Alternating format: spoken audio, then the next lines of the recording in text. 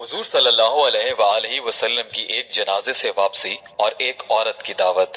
हुजूर अक़दस सल्लल्लाहु अलैहि वआलैहि वसल्लम एक जनाजे से वापस तशरीफ ला रहे थे कि एक औरत का पयाम खाने की दरखास्त लेकर पहुंचा। हुजूर सल्लल्लाहु अलैहि वआलैहि वसल्लम खुद्दाम समेत तशरीफ ले गए और खाना सामने रखा गया तो लोगों ने देखा कि हुजूर सल्लल्लाहु अलैहि वआलैहि वसल्लम लुकमा चबा रहे हैं, निगला नहीं जाता।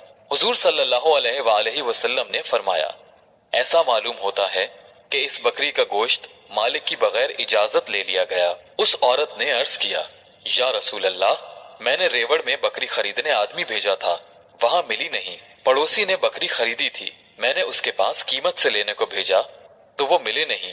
उनकी बीवी ने बकरी भेज दी। हुजूर सल्लल्लाहु अलैहि वआलैहि वसल्लम ने फरमाया कि कैदियों को खिला दो।